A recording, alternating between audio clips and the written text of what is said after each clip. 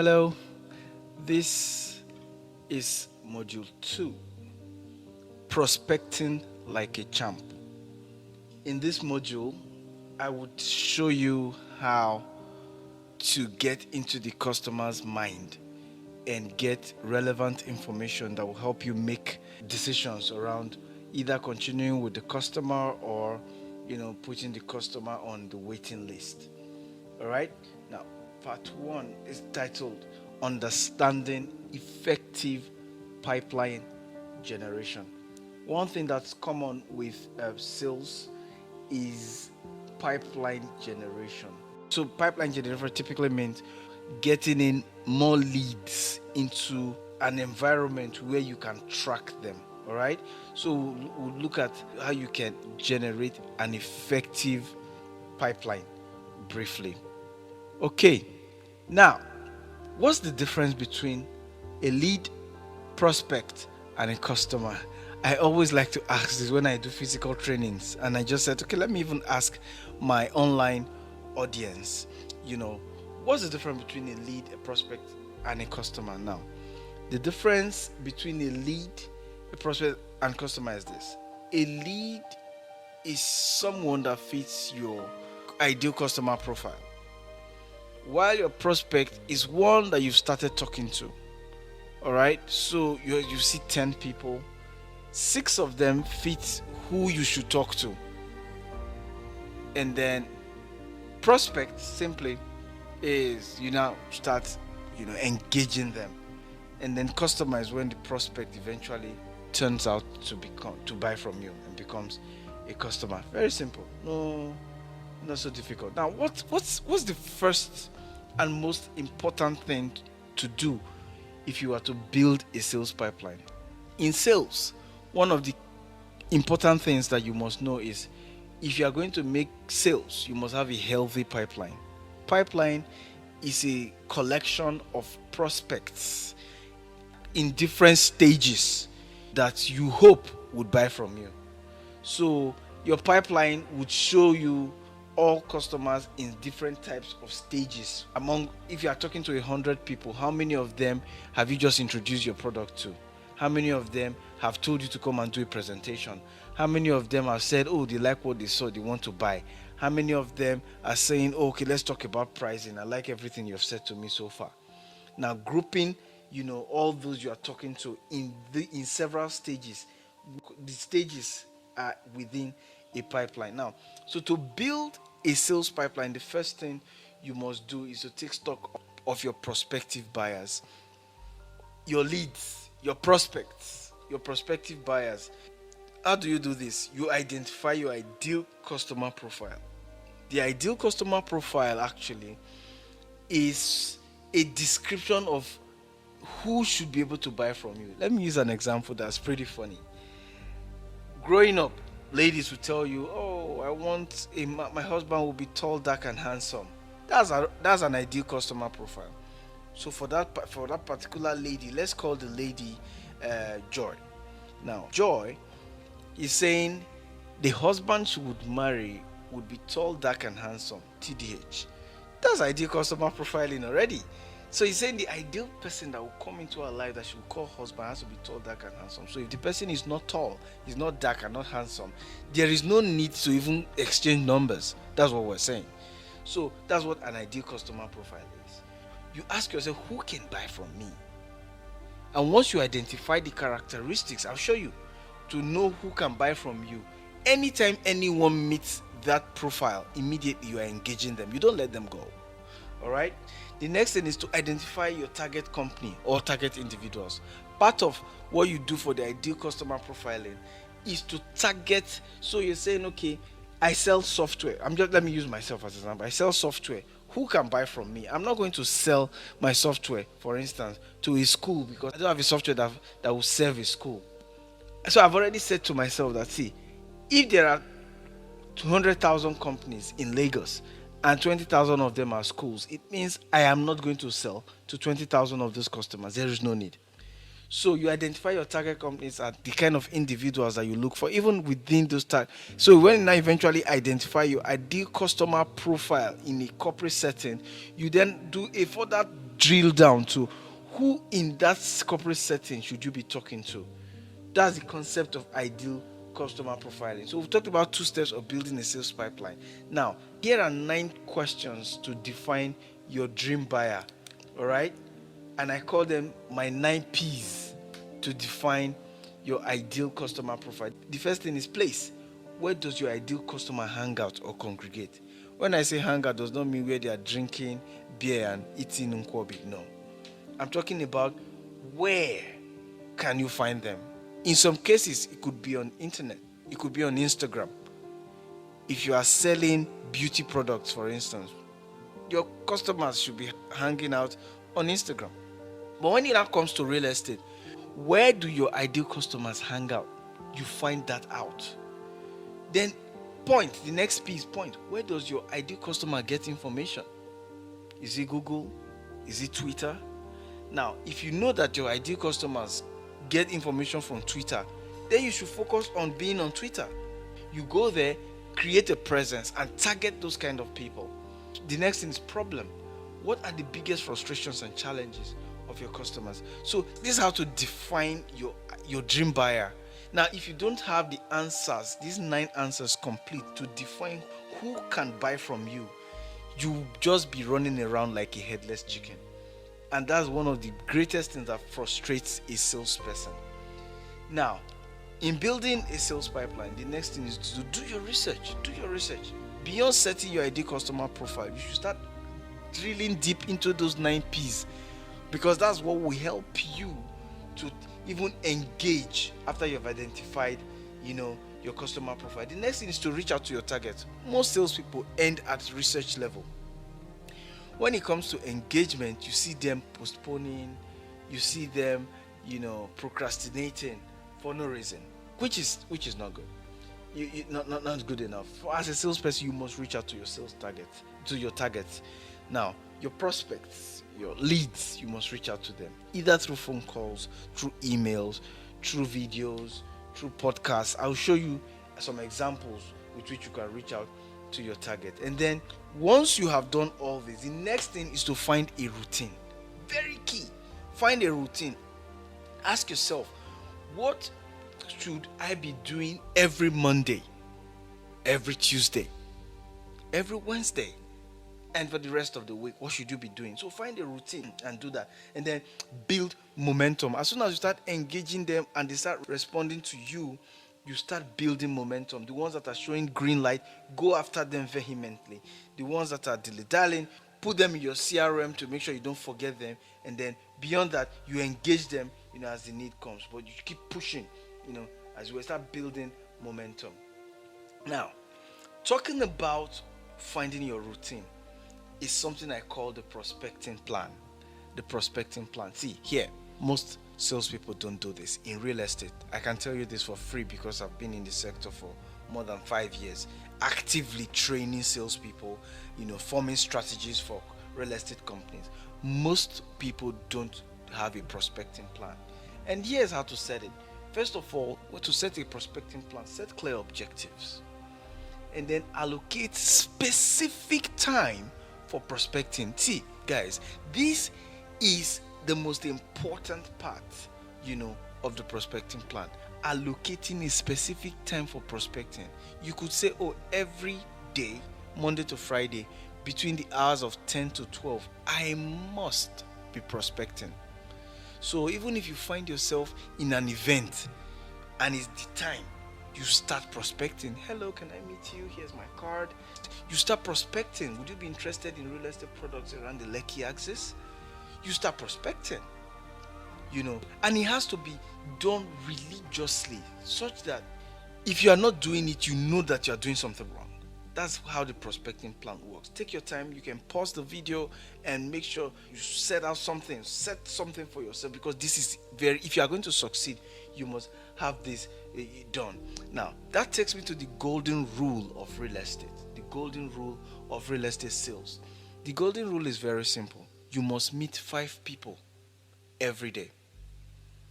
Deliberately, 5 people every day. If you meet 5 people every day, Monday to Friday, let's reserve Saturday and Sunday for you to recuperate, for you to replenish yourself. Now, if you meet 5 people every day, in a year, let's look at the numbers. You would have met 25 people every week, which translates to 100 people every month. Remember, we're not talking about meeting someone in a bus in transit, no, in the mass transit, unless the person fits your ideal customer profile. I'm talking about meeting 5 people that fits your ideal customer profile. If you do that, you would have met 100 people monthly, 300 people quarterly, and 1,200 people annually. What does that translate to? Now, if your conversion rate, meaning out of every time you talk to 10 people, for instance, if you have 5% conversion rate, would give you 60 deals annually. That means you would have, there is likelihood that you'll be doing around 5 deals monthly. In real estate, if you can close 5 deals monthly, you will be a rising star. You will be a champion. I'm telling you this. If you close 5 reasonable deals every month, let's even say your deals are in the size of like 5 million or 10 million. If you are closing like 10 million deals, 5 of it, that will be 50 million every month. If you are picking your commissions from that 50 million every month, you'll be fine. I tell you this for free because I've been in the sector. You'll be really fine. Even if your conversion rate is 2%, meaning of all the people you meet, just 2% of them that gets converted to sales, you will still do 2 deals monthly. So just imagine if your conversion rate is 10%, you would be a rock star. Now, I told you about re-engaging your prospect. Now, to engage them, there are several ways, especially in the real estate sector. There are a whole lot of ways that are not explored yet. There is free consultation, there is coupons and checklists. You can create a checklist before you buy real estate. Here are 20 things you must do. Checklist. Download and use for free. Someone downloads it. At the bottom of the page, there is your email, your social media handles to reach you in case they have more questions. By so doing alone, anyone that reaches out to you becomes a prospect and you can engage them. You can do cold emails, you can do white paper, you can write a white paper on types of documentation.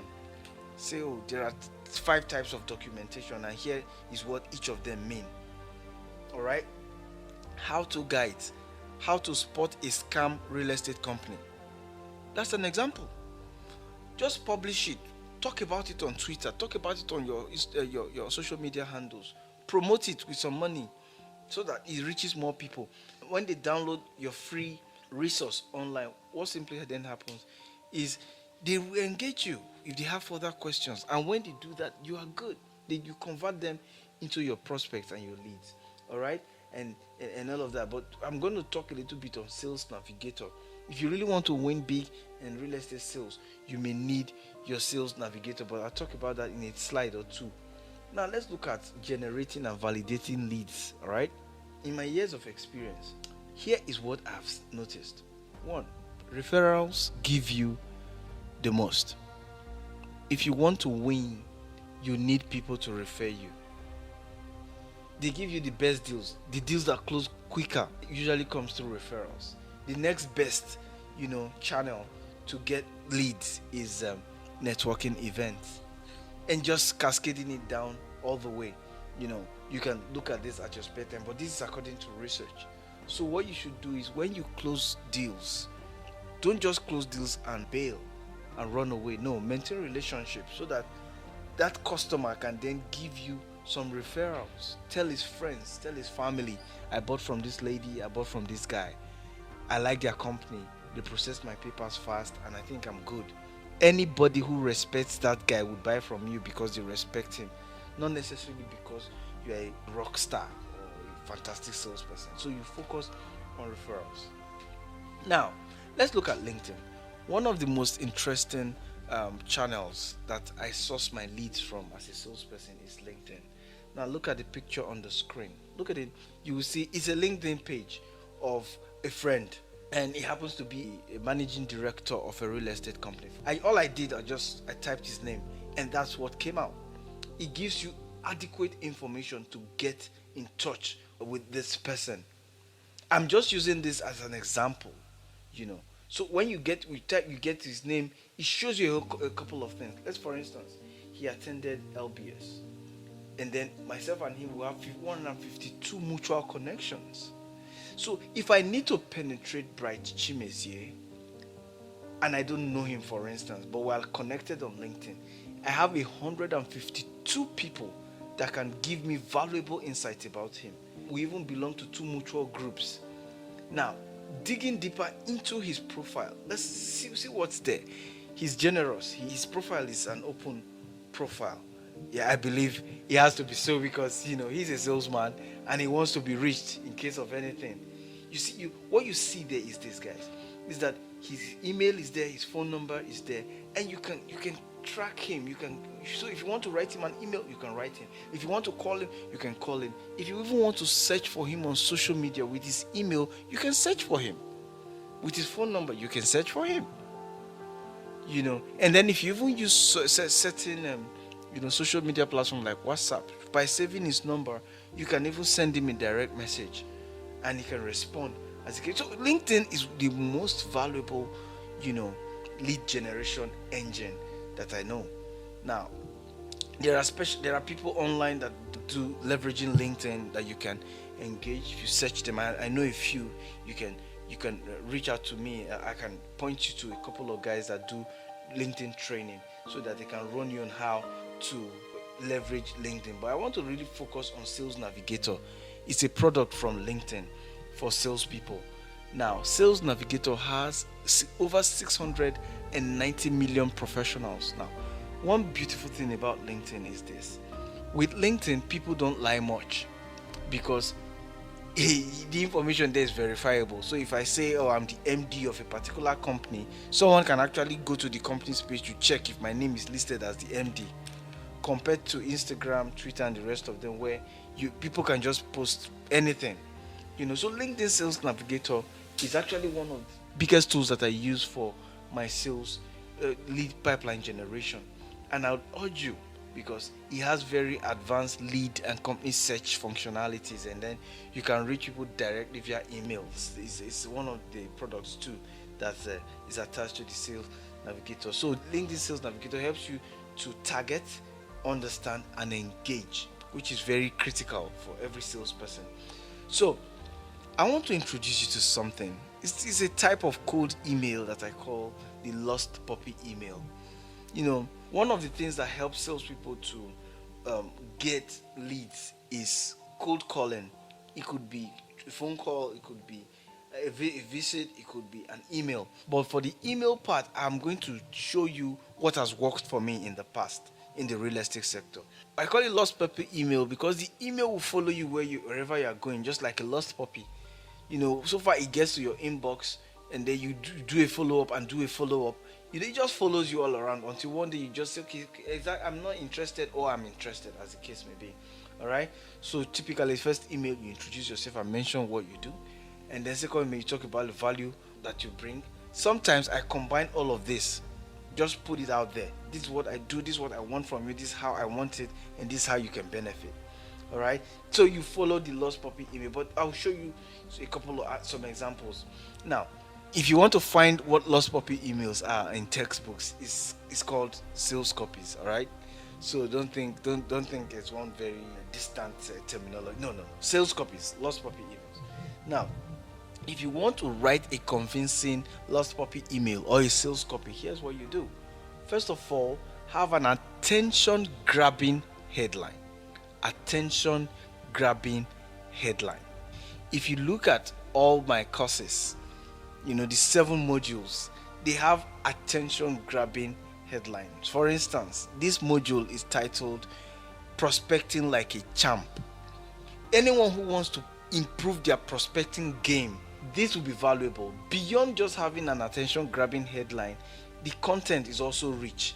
But in case the person does not, you have to entice the person to want to read what's inside your email, your text message, or your WhatsApp message, as it were, because the sales copy can be sent via email, WhatsApp, or any social media channel as it were, through a direct message. So It's not restricted, but you must have attention grabbing headline. How do you do that? You use numbers, you use percentages, you use words that can grab attention. So, for instance, exposed. I'm trying to give an example. Exposed 10 ways to track a scam real estate company. You see, because of the exposed, somebody wants to say, oh, okay, let me even see how they have been doing it. All right. So let's see some examples here. So actual examples. So I used X ways to achieve the desirable thing without doing the undesirable thing. For instance, 5 ways to purchase real estate without getting scammed. Somebody just want to really read it. I don't want to be scammed, especially those who've either have been almost scammed or have actually been scammed in the past. Another example is how to eliminate biggest problem without doing the thing they hate within specific time frame. So for instance, it's how to pay your real estate property in 1 year without going into debt. Now, if you use that title, here's what will happen. Somebody just wants to read it. He may be reading for knowledge, or may be reading to even see how to get into the real estate thing to start selling. All right. See, these skills, they are not out there. You need to take note of them. Also, don't forget them. Use them, because this is how those who are doing well in the real estate sector, these are the things that they're currently doing, and they are doing really well. Now, let's take this a little bit further. Inbound versus outbound lead generation.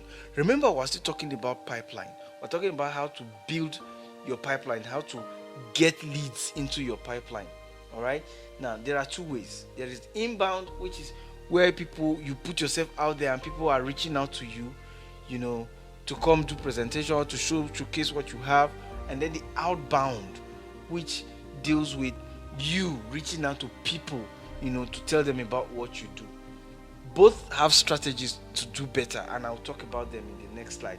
Now, what I always do is, whether inbound or outbound, I track with my CRM. Now, examples of CRMs you could use: Hotspot CRM, Zoho CRM, Amo CRM. There are a couple of them that are even free. For instance, you can download the apps. Check them out. They are on Play Store, Google Play Store, and App Store. Download the app and use them to track your sales, your leads, your sales activities, as it were. And then if you want to fetch people's emails and phone numbers, you can use Lucia, Apollo, or Snowvio. These guys are free to use. You can use them to fetch people's emails. So far you have some details, their full names. They can get you their emails and phone numbers, as the case may be. Now, for outbound lead generation, there are concepts that you must know. You can't afford not to know them. So there is the door opener, DM. If you are doing outbound lead generation, it means you are talking to corporates, you are talking to B2B, all right? Or you are talking to people who, even if they are without your reach, through somebody you can reach them. Now, the person through which you will reach them is called the door opener. This person helps you, gives you relevant information with which you can engage the decision maker. And then in every situation, there is the problem owner, the person who really needs your product. So the person that wants to buy real estate in a choice location is the problem owner. But if you know his friend and he said, I will introduce you, that becomes door opener. Then he introduces you to the problem owner. So that the problem owner is the person you are talking to, the person you need to convince. But beyond that is the critical stakeholder. You are talking to a man, but the man respects his wife's opinion. If you are not saying anything that will help him to address the concerns that the wife will raise, that sale will not close. The wife becomes a critical stakeholder. And then there are times that there are several critical stakeholders, and then there are times that they just one before the decision maker. So if you are talking to a company, the decision maker will be the MD. But you must make sure you are in the good books of the CFO. You must make sure you are in the good books of the person who is a strong hand in the management team. This is about outbound lead generation. Take note of this. You can pause this video, read through everything I've written there. They are very self-explanatory.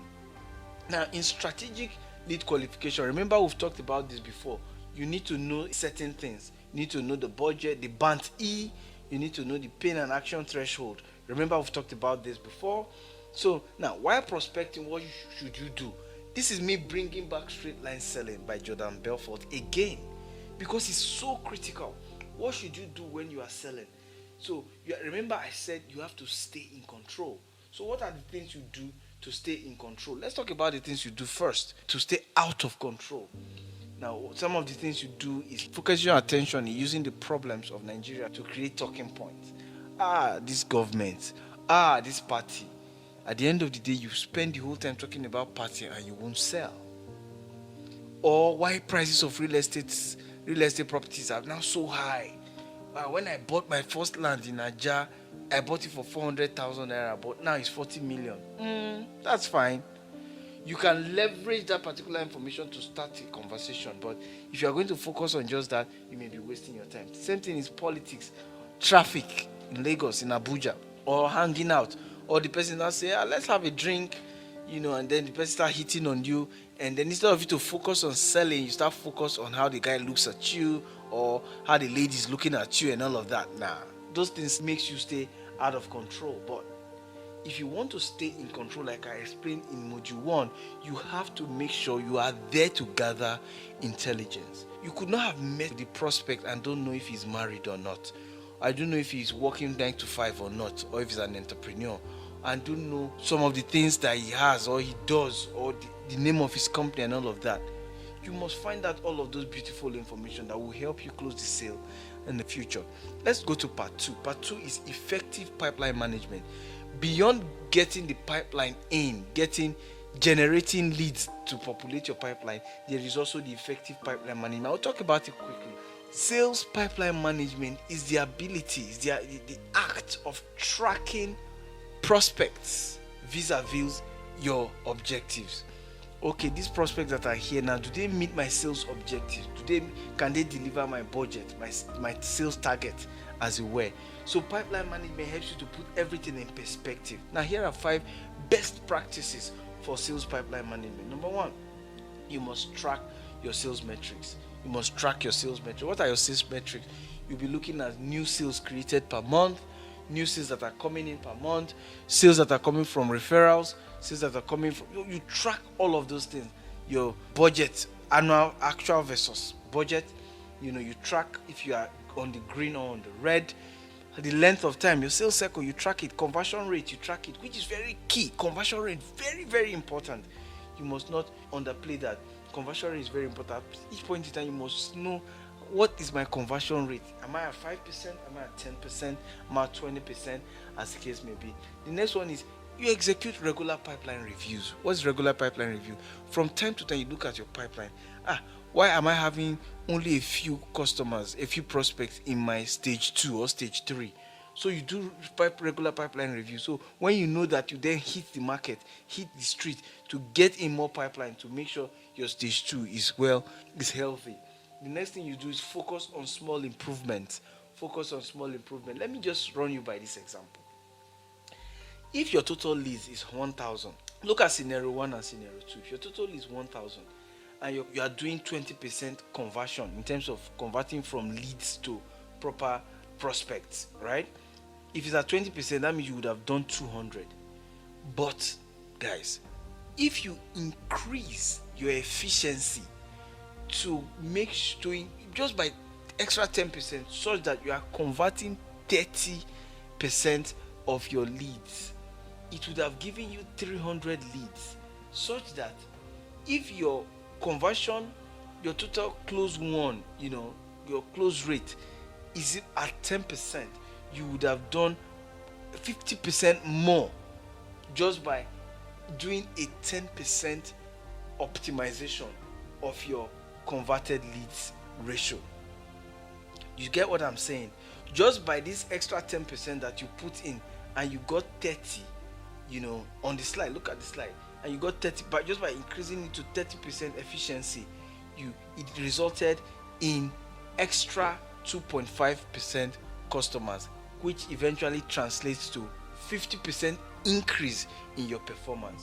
So you need to focus on small improvement in each stage of your pipeline. The next thing is give regular and useful insights to your accounts, to your leads. They must know things. Tell them how to identify scam real estate companies, the different types of documentation. Send it to them. Let them know these things. All right? Because things like that will help them trust you that, okay, for this one to be giving me information for free, data for free, when I've not even purchased from him, he must be a credible, salesman. And then the next thing is always maintain 5x of your annual budget. Meaning, if you are going to win, if your target is to sell to 10 people in a year, you must make sure that at every point in time you are maintaining 50 leads in your pipeline. Because usually, if your conversion rate is 20%, and you are doing 50 leads, you do the numbers.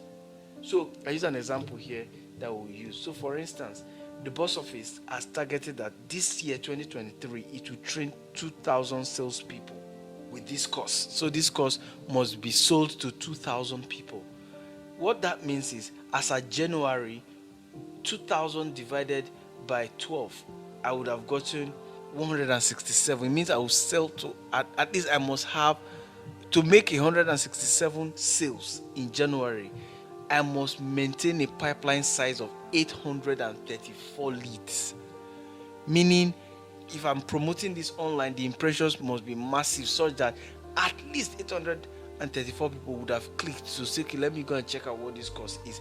From inside, as a 10%, from inside, for me to say I have a healthy pipeline, I must maintain 834 if I am going to meet a target of 167. 167 times 5 will give you 834. That's what I mean.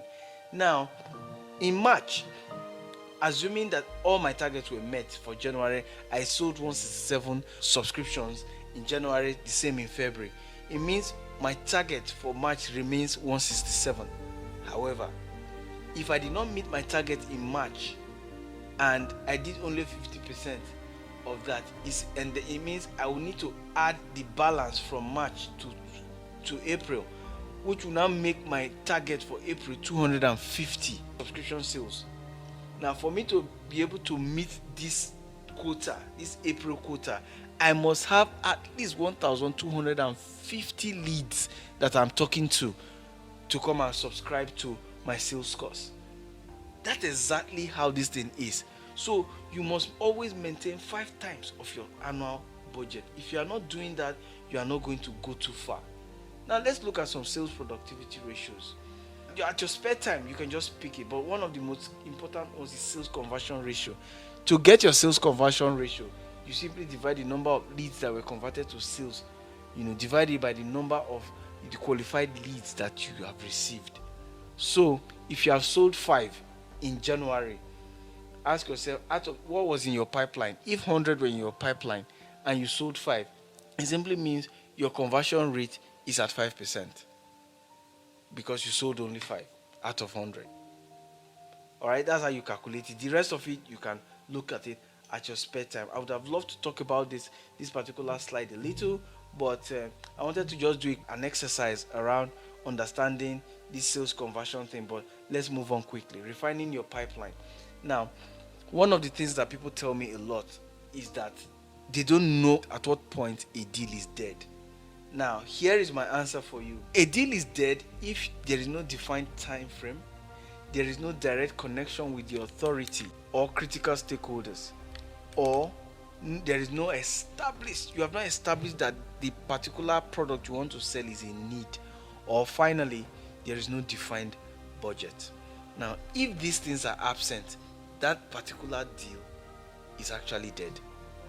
You are just keeping it in your pipeline to make your pipeline look good, but it's actually dead. Let's move on quickly to part 3, sales metrics and pipeline management. Under sales metrics, let's just look at some sales metrics that are very key to help you measure the health of your pipeline. The first one is total revenue.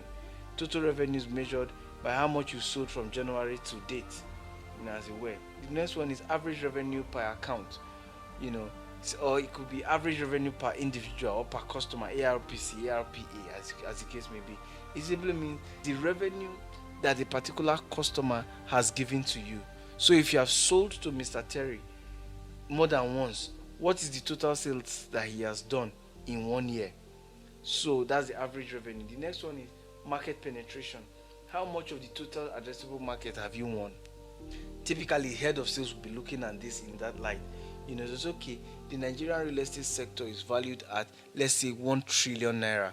How much of it are you selling or have you sold? The next one is percentage revenues. Percentage revenues is just you calculating revenues you earn from new and old customers, and then you can compare them. Sales conversion ratio is the conversion of from leads to sales or to deals, as the case may be, year on year growth, previous year versus this year at the same time period. The lifetime value of a customer measures how much a customer has brought into your sales over time. All right. While the NPS, the Net Promoter Score, NPS stands for Net Promoter Score.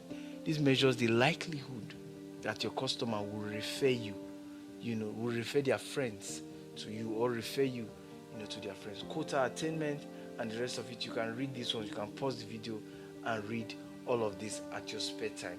Question then is, can sales metrics increase performance? If you are looking at all of your sales pipeline using sales metrics, does it improve performance? The answer is an emphatic yes. Thank you for listening. Now, before you move on to module 3, I want to be sure that you listened attentively in the course of module 2, which is prospecting like a champ. So to be sure, there is a quiz, just 10 questions. It's a quiz, that's on the next page. It'll be displayed. Just take that quiz and make sure you answer it before you move on to the next level. Remember, this course is brought to you by the boss office, and the credits for this particular module stated here. Thank you very much for being part of this.